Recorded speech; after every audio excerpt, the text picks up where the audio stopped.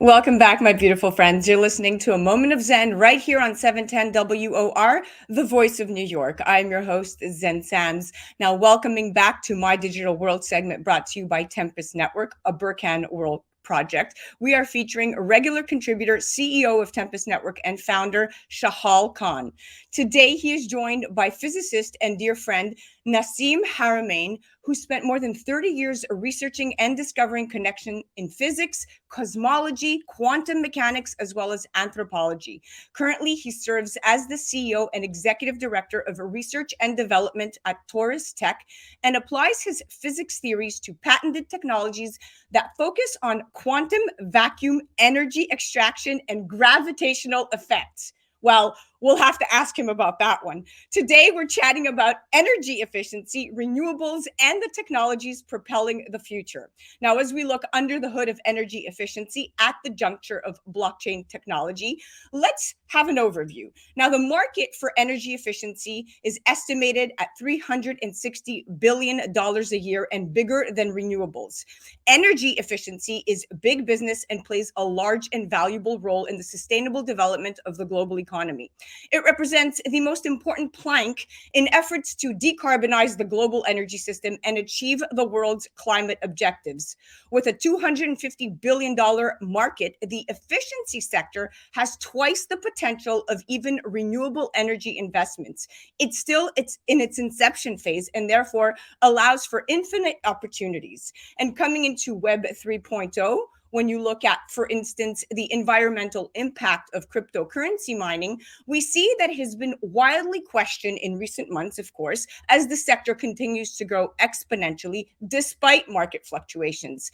Now, mining requires high-powered computers capable of solving complex mathematical equations. And according to experts at the University of Cambridge, global Bitcoin mining operations now consume more energy annually than Norway and Ukraine combined. And here to chat some more and break it all down are Shahal and Nassim. Welcome to the show, gentlemen. Thank you, Zen. Thank you. It's great to be here.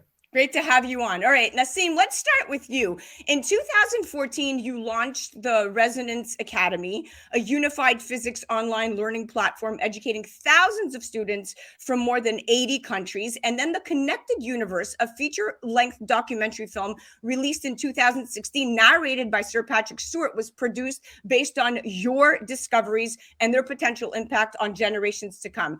Talk to me about your mission and how this is going to be solving real-world issues. Well, in physics, first of all, understanding the world is critical to developing technology, meaning technology emerged from really high level understanding of the physicality of our existence, the world as we see it and experience it. And from there, these technology instruct us on how to develop technology that eventually allows us to fly in the sky and have planes and rockets and all kinds of things, including how to produce energy. For instance, fundamental theories told us that there was a lot of energy in the nuclei of atoms, and we eventually got nuclear power out of it. But there is an evolution in scientific knowledge that is required at this time. And this evolution in physics is a unification of quantum theory and relativity theory. That is, the theory for the big stuff and the theory for the small stuff has to come together. And as they do, and this is what I work on, and so as they do, as we find how to link these two things, because obviously big things are made out of small things, so there must be a link. There is very straight engineering path that are developing that shows us a way in which we could extract significant amount of energy directly from the quantum field, directly from the structure of space-time at the quantum level. And what I mean by that is that at the quantum level, space is not empty, it's full of energy, and it could become available to us very, very shortly. Very interesting. So it seems like you have a technology roadmap which will help create an increasing understanding about a rather complex ecosystem. And those are, in fact, real world problems that you are indeed could be solving, with real world issues. So, Shahal, let's aim to merge the two, shall we? By commoditizing energy inadvertently, you can create a new tradable asset class in the commodities market. So I love it. And this is a really nice parallel to Burkhan World's EnerCap project, which I want to hear more of, because when you look at EnerCap and their supercharged storage, this is non-chemical, long life, faster charging, non-degrading, fully recyclable and biodegradable energy storage that we are talking about now. We know that energy use by the Bitcoin network in the United States and globally could grow significantly in the next 5 years, adding many gigawatts of demand. So, with concerns increasing about utilities' carbon footprints, there is a growing push within the cryptocurrency industry to reimagine crypto mining systems as potential grid assets that can help balance demand and encourage renewable energy. How can EnerCap revolutionize this? Yeah, Zen. So, this company that we have invested in is made out of graphene storage. It's basically a storage. I don't want to call it a battery, but it's a storage system. So it could take essentially power from any source. We prefer renewable, for example, but it could take it directly from, let's say, today's fossil fuel based grid systems at when the tariffs are low, and charge up these storage systems and allow the grid to have balanced energy. But I'm more interested in taking a system like Nassim's, for example, in the future that could generate masses of power. But the problem in the world is, the world isn't built out evenly, and there are huge places of non-grid presence in the world. So if you take systems like Nassim's system, and then we power up our batteries, and let's say the batteries go out into places that don't have grids, we could power, for example, a decentralized economy. I mean, we could power Africa, for example, by having certain places in Africa, for example, that produce the energy, charge up our batteries, and we could deliver our batteries autonomously with trucks, for example. And we could create an off-grid system like this around the world, where essentially the energy cost is so low due to the fact that it's being taken out of the quantum field, let's say, to the Nassim system and stored in our batteries, and then our batteries are actually transported around. In terms of the high cost of computing use of this energy, we are looking at a world that's going to become highly computerized, with all the aspects of Web3 and so on, and we can't rely on let's say inefficient places of generation, like sometimes even solar power and wind power are very difficult and still very expensive to generate that, and they're specifically only in certain areas. We're going to need to power, tera, terabytes or masses of gigawatts worth of power in the future, and there's still, other than nuclear, there isn't any efficient way to generate that much power. And a system like this seems possibly can, give us that amount of power efficiently and cost effectively, and that's what we're really excited about.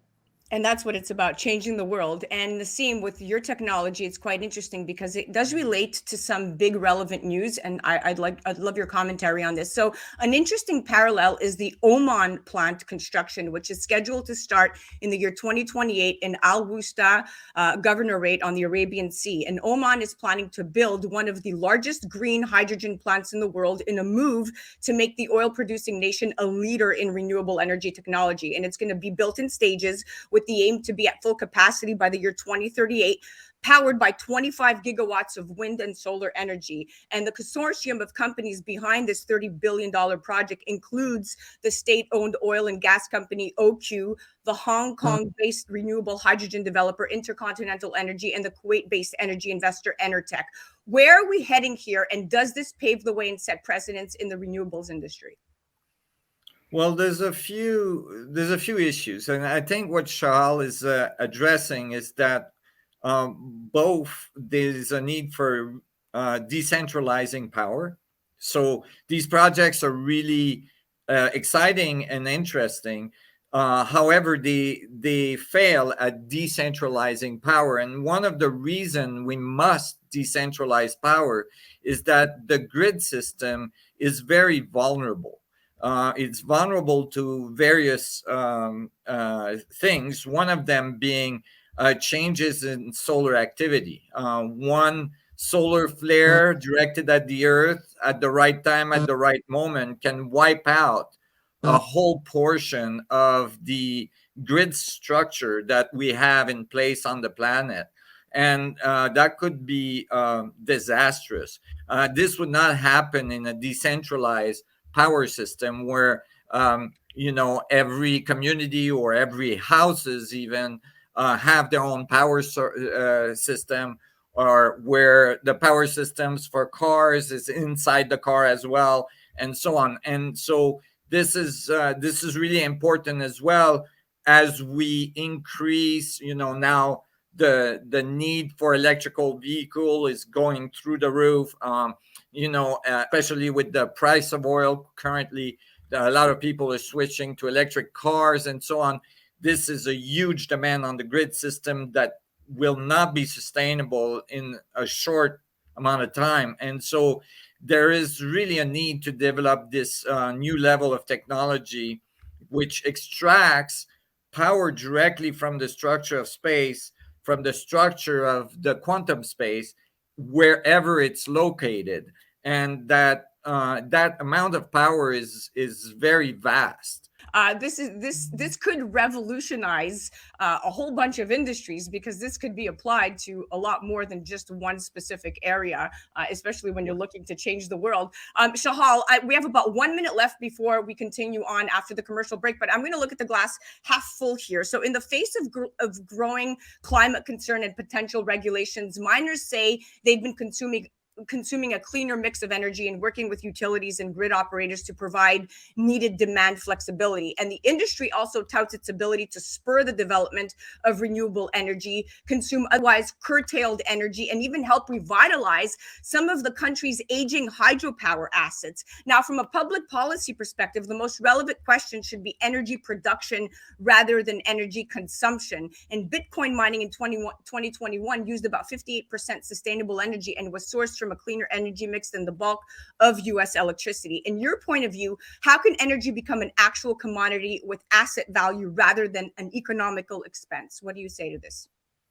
Well, I mean, at the end of the day, as long as people have the capability to purchase the energy from a source or take energy generation and sell it to each other, disintermediating, let's say, the government or utilities, it becomes an asset value. So, for example, let's say, on a private level, we're able to put highly efficient plants that have low, let's say, energy generation costs, and sell it directly through, let's say, a blockchain tokenized system where every ounce of that energy is saved into batteries, like the batteries we have. So let's say Nassim's plant is generating from his technology a gigawatt worth of power, and we're able to save that in batteries and then sell it directly to consumers through a blockchain-based tokenized system where they pay for what they use. We're completely making it into a commodity, right? And we're replacing basically the concept of oil wells and gas stations and the oil economy. So now you have energy as a unit of kilowatt hour becoming a unit of currency without the centralized oil companies or government interference. And I think that's going to be very powerful for a new future. Very well said. And with that, we are out of time, but I wanted to thank the both of you for coming on. Shahal, thank you so much. Nassim, you are one of those guests that it was hard to keep up with. You have a brilliant mind. Your technology is incredible. And I thank you so much for enlightening us with your intellect. Thank you. I appreciate very much. It's wonderful to be here with you. Absolutely. Guys, thank you so much, Shahal. Of course, it was always Thank a pleasure to have you. Guys, that was our My Digital World segment brought to us by Tempus Network. And that was CEO Shahal Khan and his very good friend, Nassim Haramein from Torus Tech. You're listening to A Moment of Zen right here on 710 WOR, the voice of New York. We'll be right back after this.